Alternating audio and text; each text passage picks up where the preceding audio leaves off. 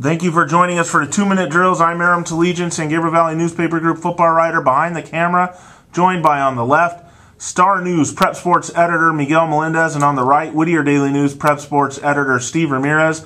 Guys, our two Mission League components are going to meet this week in a pretty big showdown with playoff implications all over the place. St. Francis 6-2 overall, 1-2 in league. Traveling to St. Paul 6-2 overall, also 1-2 in league. So it's very obvious that the winner of this game is going to have the inside track to that third place spot in the league and a playoff berth. Guys, I know that that's probably the main thrust of the setup here, but you can take it away because I'm sure there's more to it than just that. Well, I mean, it's like you said, it actually is for a playoff spot because the winner has a one-game lead for third place, and no matter what happens the next week, I mean, if like St. Paul won and then lost the next week, they'd still be tied and they'd have the tiebreaker. So it is for that last playoff spot, and it's as good as the start that St. Paul got off to, and I believe St. Francis also got off to a pretty good start. It's going to come down to this. Whoever wins this game, they're going to be able to go on and compete in the playoffs, and if not, the loser is going to, it's going to be a... Is there any chance of an at-large for the loser in this division? I checked. I think so. Okay. Okay. I thought there was one league that had 4 entries. Okay, so maybe not. Yeah. We're just not 100% certain. But Stevie, you said that the winner is guaranteed. Now, if the winner is St. Paul, I mean, doesn't the fact that St. Francis already beat Harvard-Westlake and St. Paul still has Harvard-Westlake to come, doesn't that throw a wrinkle into things? Like if St. Paul wins this game but loses to Harvard-Westlake, that screws things up, right? Well, no, I mean, they're tied right now. Yeah. Both at 1 and 2. Yeah. So the winner has a 1-game lead and the tie-breaking advantage. Okay, so then the winner would still have the tie-breaking advantage, but not the 1-game lead. Okay, all right, fair enough. Well, let's get into the matchups with this. Miguel, St. Francis was a team that started off awfully hot this year. They've kind of cooled down because they're playing, some of those Mission League heavyweights. What do you make of their matchups against this St. Paul team that we know can do some things? They can run the ball. They got a heady quarterback. They could probably play a little defense here and there. What do you make of this one? Well, I like the matchup a lot. I think we're in for a really good game. I think these two teams, out of all the other teams in the Mission League, I think they match up the best. Given I think this has the makeup of having an epic game, just because obviously there are playoff implications. But when you look at the teams up and down, they match up so well. St. Paul likes to run the ball; they like to pound it.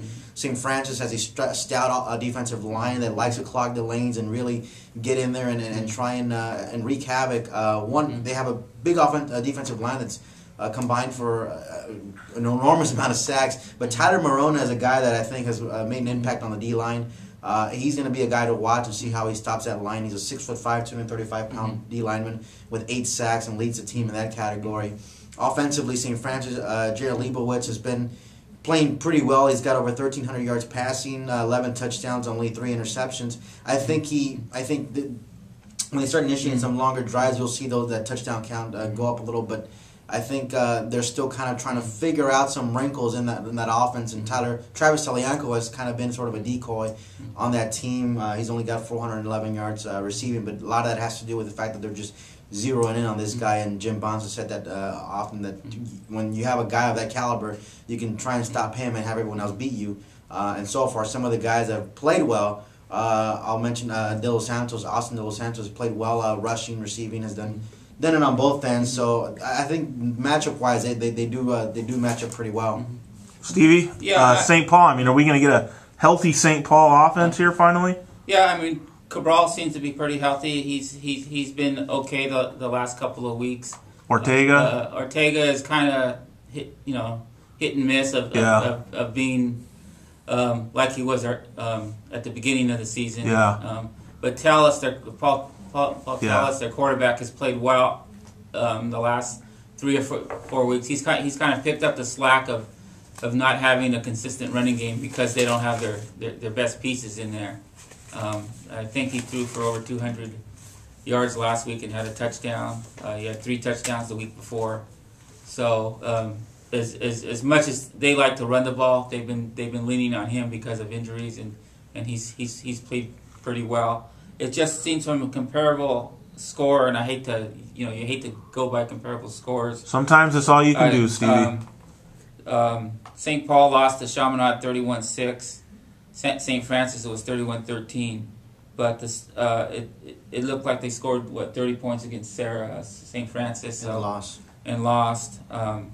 And where St. Paul lost last week, 21-14, in a game that was, the score indicates it was closer than it actually was. St. Paul had to score late to make it that close. Sounds like a tough one to pick. Yeah. I mean, so I'm kind of leaning towards St. Francis. It seems St. Paul's, at least in the Mission League, has had problems matching up with team speed of these Mission League teams and their athleticism, and that might be the case again. I think it'll be a close game, but just the way St. Paul has played in league outside of the Cathedral game, it's hard for them to match up. They can move the ball within the 20s with their offense, but it's hard for them to finish drives. Right. Miguel, who do you got? Oh, I got St. Francis, too. A couple of factors that are winning on that end. I think that St. Francis had a tougher non-league schedule going into the Mission League. St. Paul, I think, had their opponents had a sub-500 record combined, while St. Francis had, I think, 5 games above 500 combined. So, and another factor is St. Francis, they've against Harvard Westlake, they can come back from a 10-point deficit late in the game in the fourth quarter. They played a Sarah team really tough, and I just think offensively they just match up a little better. So that's why I'll go with St. Francis. Okay, so both guys like St. Francis in this game. Playoff spot on the line in the Mission League. Get down to the Springs on Friday night. St. Paul hosting St. Francis. Get out there and enjoy it. Thanks for watching.